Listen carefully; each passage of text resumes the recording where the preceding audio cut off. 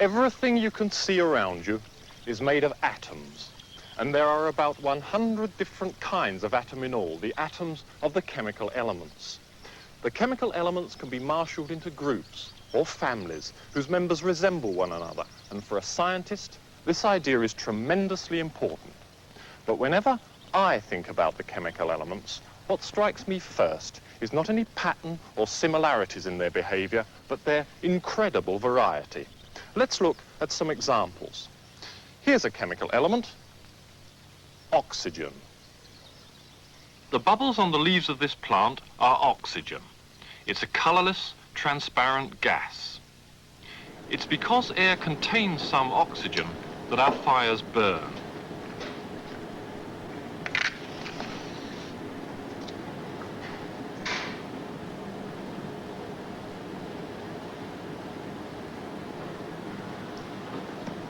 If this splint is tapped out, the oxygen in the jar rekindles it. To stay alive, we have to breathe oxygen gas.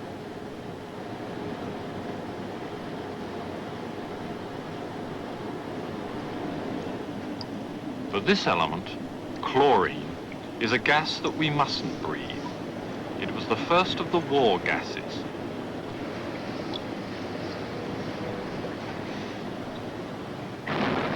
In the First World War, thousands of men were killed or maimed in chlorine gas attacks.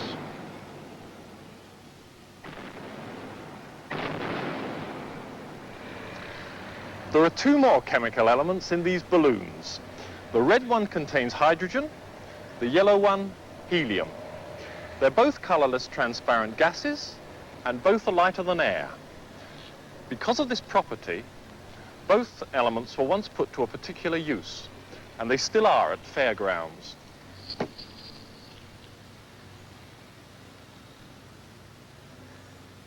But in their chemical behavior, hydrogen and helium couldn't be more different.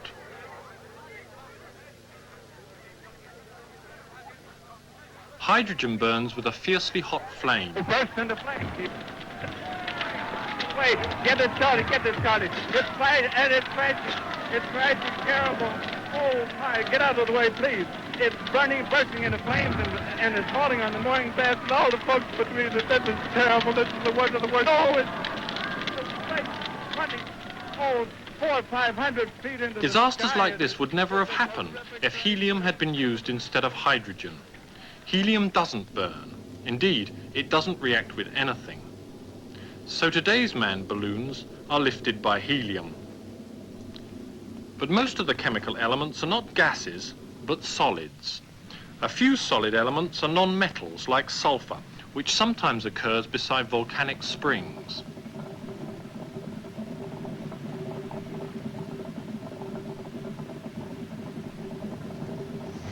These two probes are wired to an electric bell. I can use them to find out if things conduct electricity. Now here's a very handsome looking lump of sulfur. I'll touch the probes across it.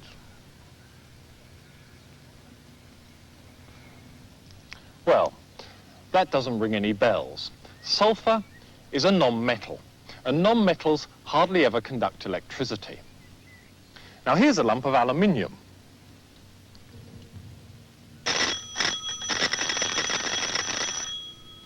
Aluminium is a metal, and metals are good conductors.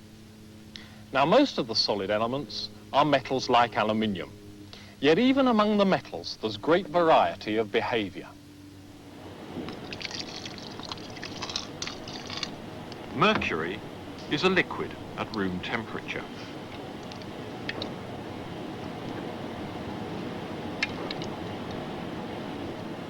Cesium melts in the hand.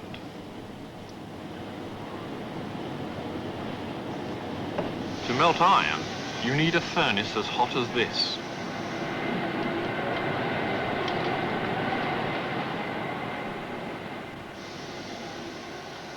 And much higher temperatures are needed to melt this element, tungsten, the metal with the highest melting temperature of all.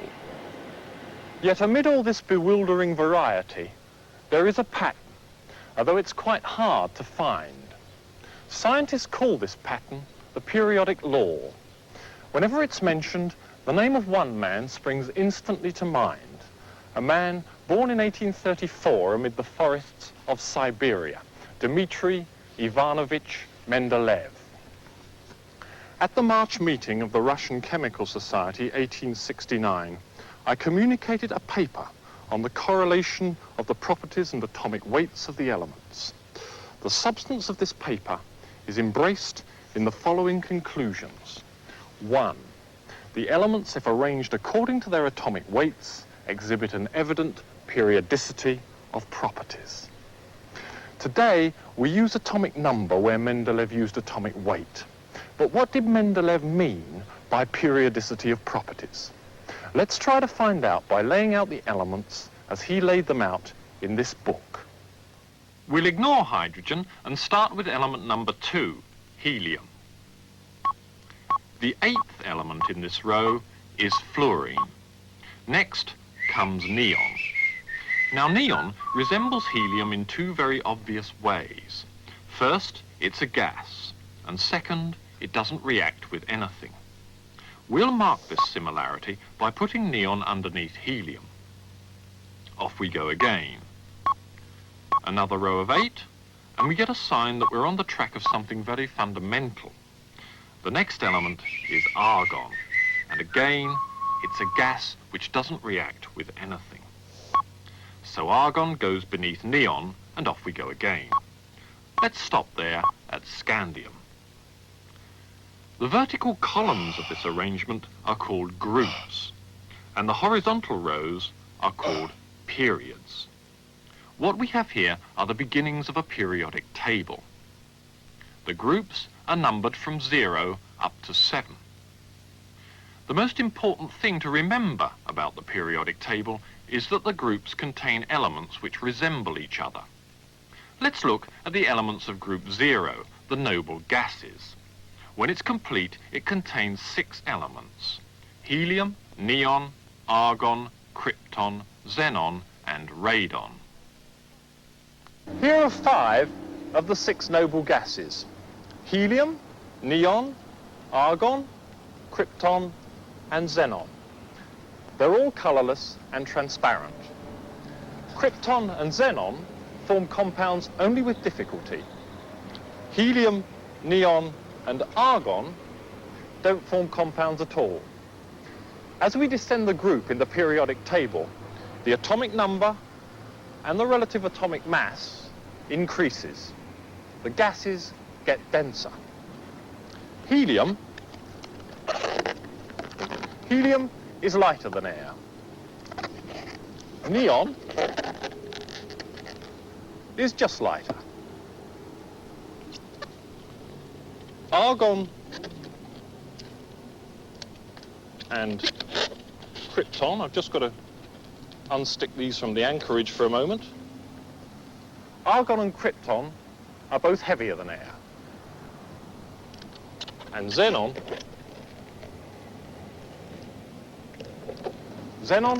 is the heaviest of the lot. You've heard of a lead balloon? Well, this is it. The elements in a group are similar, but of course they differ from one another too. And those differences often correspond to some sort of regular change as we go down the group from the top to the bottom.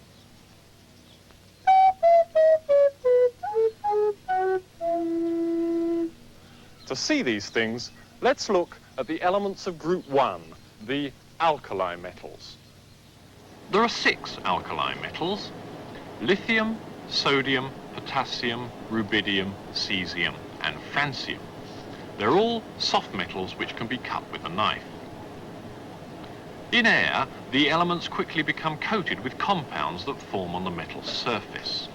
Here, for example, is lithium. When we slice it, you can see the metallic luster, but the black coating quickly reappears. Sodium is kept under oil to prevent reaction with air. Again, when we cut it, the metal surface can be seen. but this time corrosion occurs even more quickly. With the next alkali metal, potassium, the corrosion in air is so quick that it's hard to see the metallic luster at all. As we go down the group, the elements seem to react more quickly with air. Now let's see another reaction of the alkali metals, the reaction with water. We'll start with lithium. The metal floats on the water and reacts with it, giving off hydrogen gas. Now for sodium. The same sort of thing happens, although the reaction is a bit more vigorous. All the alkali metals react with water in the same way. Let's see an equation for the reaction. Hydrogen gas is produced, and the metal dissolves to give an aqueous cation with a single positive charge. Now for potassium.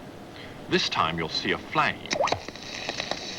The heat given out by the reaction is produced so quickly that the hydrogen gas catches fire. It burns with a lilac flame. The next element is rubidium. This time, we put a safety screen between us and the reaction. You can see that things gradually become more terrifying as we go down the group. Let's try cesium, our fifth alkali metal.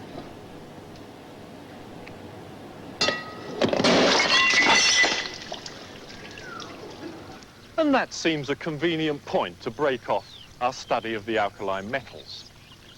The groups contain similar elements. That's the most important thing to know about the periodic table. The next most important thing is that trends or regular changes occur as we move across a period. To demonstrate this, we'll use this period, the one that runs from neon to chlorine. We'll look for a regular change by reacting these elements with this element, fluorine. Fluorine is the Tyrannosaurus rex of the chemical elements. It reacts, often ferociously, with nearly all the others. Now neon, the first element in the period, is a noble gas. Even fluorine won't react with that. That's a pretty flat beginning, but don't worry, things will soon warm up. The next element is sodium. Fluorine gas is delivered through the tube on the left. See how violent the reaction is. We'll react magnesium in the same way.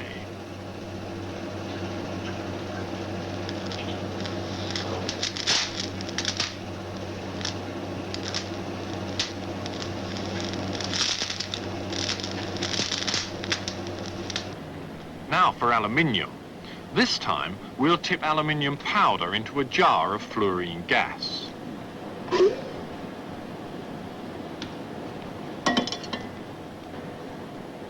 We'll try silicon in the same way. With phosphorus, we'll go back to using a stream of fluorine.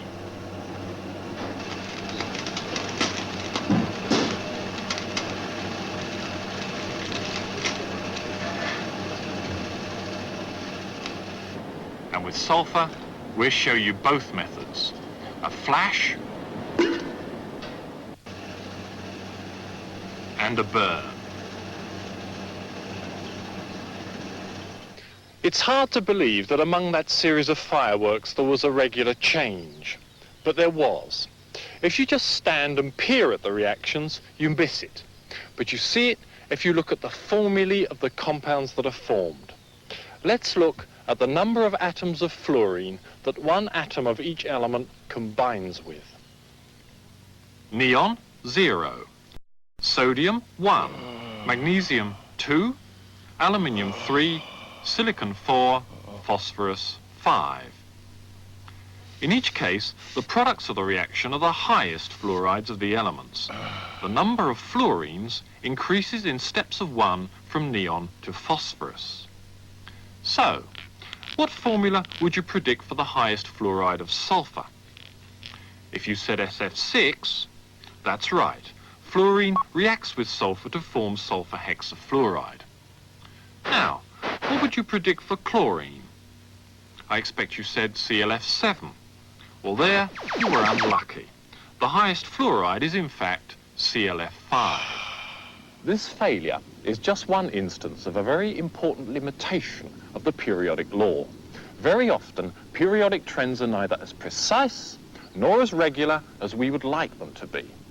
But those trends are there all right. Let's look at another one in the neon-chlorine row, the one in which Mendeleev himself put so much trust, the trend in the formula of the highest oxides. We'll start by showing you some reactions in which those oxides are formed. First, aluminium. If aluminium powder is tipped into the flame of a gas burner, the aluminium burns in the oxygen of the air.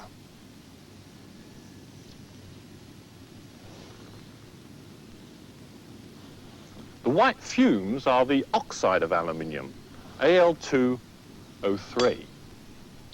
Now, let's take a look at another element in the same row, phosphorus. This is phosphorus, burning in oxygen. We started off in the dark, so what you're seeing is by the light that the phosphorus flame alone provides. The white fumes are the oxide of phosphorus, phosphorus pentoxide.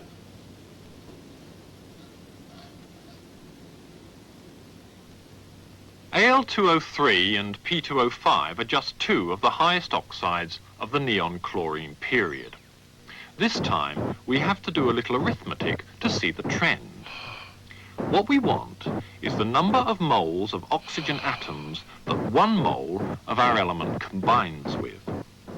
Let's start with neon. Well, of course, neon is a noble gas. It doesn't react with oxygen. So, our number is 0. The next formula is Na2O. 2 moles of sodium atoms combine with 1 mole of oxygen atoms. So, each mole of sodium atoms is combined with half a mole of oxygen atoms. So our number is 1/2. If we do this calculation for all the oxides, we get a number that increases in steps of 1/2 as we move across the period. This time, the trend is perfect. This emphasis on the formulae of compounds, on the ratios in which atoms combine, on what Mendeleev knew as the valences of the elements, lies at the heart of the periodic law. Without it, the law would often seem ridiculous. For example, look at these elements. Silicon and carbon. They lie at the top of group 4. One form of carbon is diamond.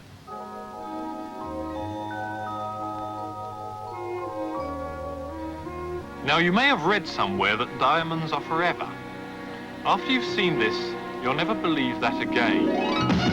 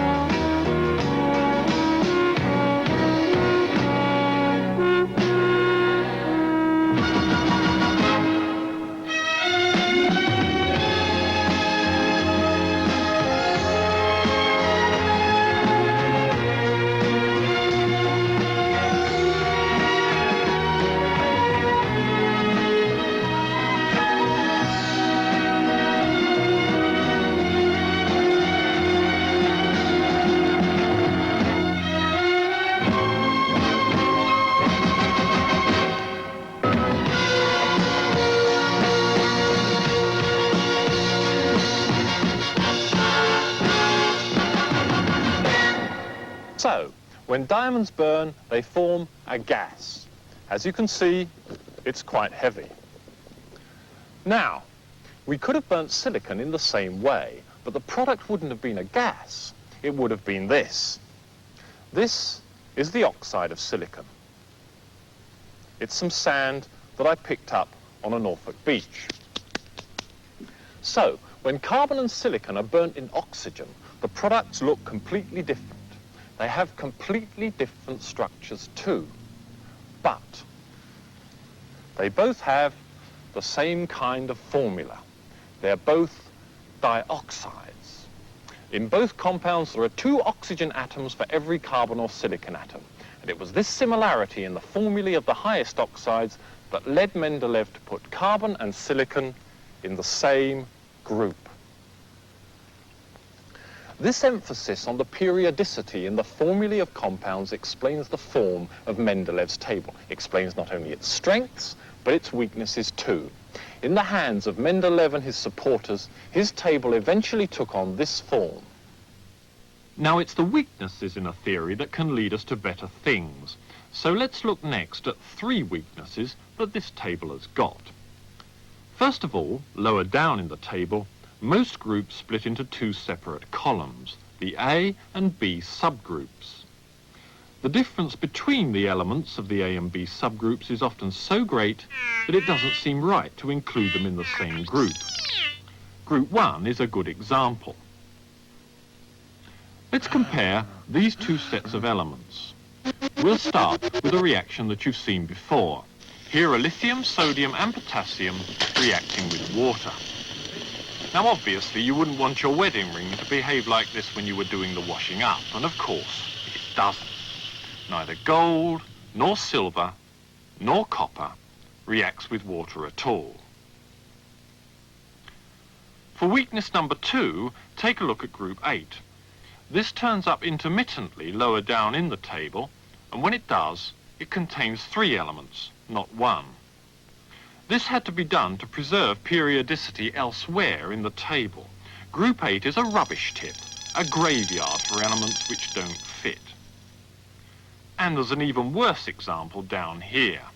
This sad-looking footnote contains 15 so-called rare earth elements. They were supposed to occupy this one space marked by an asterisk in group 3. There is some justification for this. Nearly all 15 elements have highest oxides of the group 3 sort. But 15 elements in one box is a little hard to swallow. So can we design a better periodic table, one in which these weaknesses disappear? We can if we use a distinction that I touched on at the start of the program. The distinction between metals, semimetals and nonmetals. Let's look at the distribution of metals, semimetals and nonmetals in our Mendeleev-style table. We've coloured metals green, semimetals yellow and nonmetals blue. You can see that it's a mess. There isn't any obvious pattern in the distribution, although metals appear mainly on the left of the table. Now for a jigsaw puzzle. To begin with, the rules. Whatever changes we make, first, elements which started in a column must stay in that column, and second, the order of atomic numbers must be preserved. Now for the problem. The table must be restructured so that we get a periodic distribution, so that in any row, metals appear on the left and nonmetals on the right, with semimetals in between. Let's go. Now we'll add the remaining elements in the last row. This is the result, today's preference, the long form of the periodic table. The A and B subgroups have been separated, and each space contains only 1 element. There are no footnotes and no graveyards. The long form of the periodic table was first worked out by thoughts and methods not too dissimilar from the ones that we've used in this program. Once invented, it was used by physicists such as Niels Bohr to guess the electronic configurations of atoms. This was possible because the periodicity in electronic configuration is best represented by the long form of the table. So, the periodic law didn't just bring order to the chemistry of the elements, it also helped solve one of the most fundamental of scientific problems, the problem of the inner structure of the atom. You can look long and you can look hard, but it's not easy to find other scientific achievements that have been as fruitful as that.